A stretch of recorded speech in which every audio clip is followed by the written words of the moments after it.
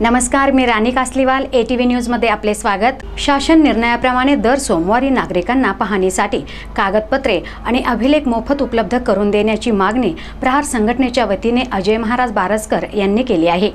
शासन निर्णयाप्रमाणे दर सोमवारी नागरिकांना पाहणीसाठी कागदपत्रे आणि अभिलेख मोफत उपलब्ध करून देण्याची मागणी प्रहार संघटनेच्या वतीने अजय महाराज बारसकर यांनी केली आहे।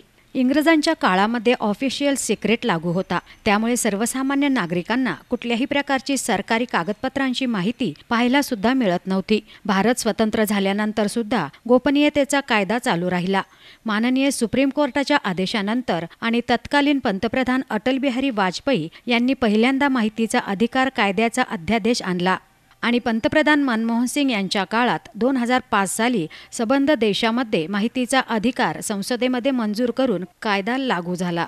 या कायद्यामध्ये भारताच्या संरक्षण खात्याच्या आणि इतर काही महत्त्वाचे अपवाद सोडल्यास सर्व कागदपत्रे नागरिकांना छायांकित प्रती देणे तसेच नागरिकांनी स्वतः कार्यालयात जाऊन त्या कागदपत्रांचे अवलोकन करण्याची तरतूद करण्यात आली।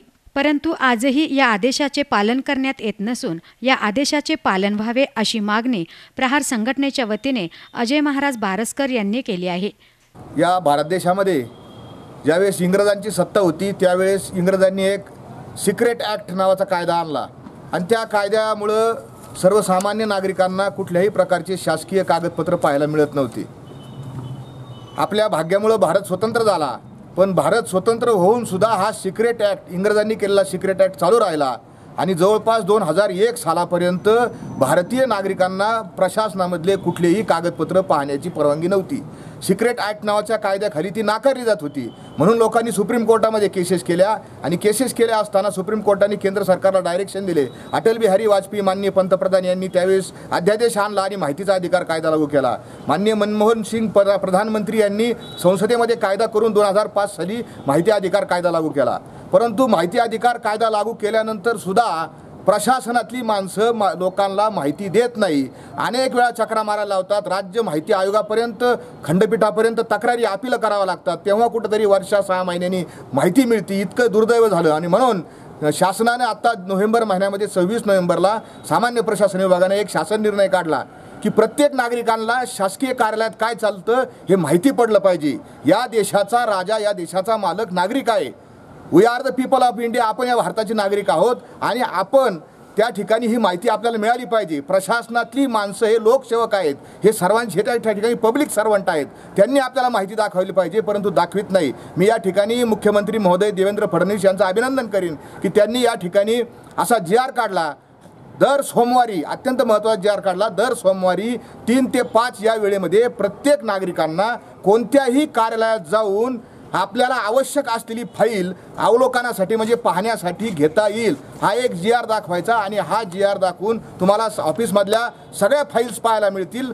या ठिकाणी ह्या GRमध्ये तरतूद आहे। 26 नोव्हेंबरला GR आला, परंतु अद्याप पावेतो या अहमदनगर जिल्ह्यामध्ये या शासन निर्णयाची अंमलबजावणी झाली नाही। जर पगारवाढीचा GR आला असेल, सुट्ट्याचा GR आला असेल तर तातडीने अंमलबजावणी होती। प्रशासकीय लोकांच्या संबंधातल्या सगळ्याची अंमलबजावणी तातडीने होती। माझ्यासारख्या एका शेतकऱ्याचा निकाल 5 दिवसात नगरच्या तहसीलदाराकडून दिला जातो, पण 26 नोव्हेंबरला आलेला GR तो पाहिला सुद्धा जात नाही। म्हणून आम्ही आज या ठिकाणी माननीय जिल्हाधिकारी साहेबांना भेटलो आणि 26 नोव्हेंबरच्या GRची तात्काळ अंमलबजावणी करावी।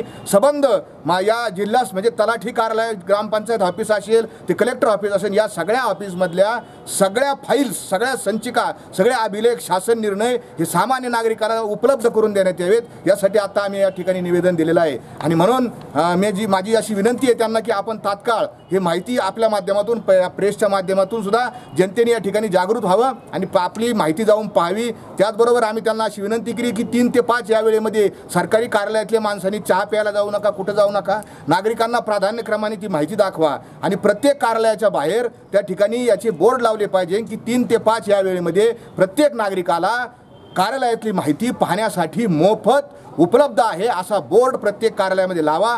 जर आपण लावला नाही तर लोकशाहीच्या मार्गाने, आणि साहेबांनी सुद्धा त्या ठिकाणी आम्हाला आश्वासित केलं की तातडीने या GRची अंमलबजावणी केली जाईल। संबंध महाराष्ट्रामध्ये एक दुष्काळाची परिस्थिती सध्याला आलेली आहे। शेतकरी अत्यंत होरपळून निघालेला आहे आणि अशा परिस्थितीमध्ये प्रशासनाने शेतकऱ्यांच्या डोक्यावर हात फिरवावा, त्यांचे अश्रू पुसावे, पण हे काय प्रशासनाच्या वतीने होताना दिसत नाही. काल अहमदनगर पाथर्डी तालुक्यातील रुपाचा तांडा, माणिक दोंडीजवळचं एक गाव आहे छोटंसं रुपाचा तांडा, या ठिकाणी शेतकऱ्यांचा एक चारा साठवण डेपो होता, वैरणी होत्या आणि त्या वैरणीला अत्यंत दुर्दैवानं रात्री अशी आग लागली असताना तिथल्या शेतकऱ्यांनी तिथल्या नागरिकांनी 101 नंबरला फोन केला, साहेब आमच्या गावाला वैरणीला आग लागली, तुम्ही तातडीने या. परंतु तो फोन उचलण्यासाठी सुद्धा वास्तविक पाहता कुणी आलं नाही, फोन उचलला गेला नाही. वास्तविक पाहता अग्निशामक दलाचा फोन त्याच्यापाशी रात्रंदिवस 24 तास माणूस बसलाच पाहिजे. जर तो माणूस तिथं बसलेला नसेल तर त्याला तातडीनं सस्पेंड करावं, निलंबित करावं. लोकांच्या जीवाशी होणारा खेळ या ठिकाणी थांबवण्यात यावा. 7वा वेतन आयोग, 8वा वेतन आयोग, तुम्ही 10वा वेतन आयोग घ्या, परंतु लोकांच्या जीवाशी खेळू नका. मी साहेबांना विनंती केली की या ज्या शेतकऱ्यांचं नुकसान झालं असेल, ज्यांचा चारा जळाला असेल, आपण त्यांना साकल्याने दुष्काळाची या सगळ्या गोष्टीचा विचार करून आपण या शेतकऱ्यांना त्या ठिकाणी मदत द्यावी, अशी विनंती आम्ही आज या ठिकाणी साहेबांना केलेली आहे. विमुक्त समाजातील माणसं आहेत, यांचा चारा जळाला आहे. त्याच्यामध्ये उत्तम राठोड आहे, विनायक राठोड आहे, बबन राठोड आहे, साहेबराव राठोड, शिवाजी राठोड, संजय राठोड, ही सगळी अनेक शेतकरी मंडळी आहेत. खूप दूरवरून न्यायाच्या साठी या ठिकाणी आलेली आहेत. त्यांना या ठिकाणी न्याय मिळाला पाहिजे, त्यांना त्यांचा नुकसान भरपाई शासनाच्या वतीने मिळाली पाहिजे. यावेळी अजय महाराज बारसकर, विनोद परदेशी, अजित धस, दत्तात्रय दरेकर, मेजर लियाकत खान, प्रकाश राठोड, किशोर राठोड, सागर जाधव आदी उपस्थित होते. प्रतिनिधी आमिर सय्यद, ATV न्यूज, अहमदनगर.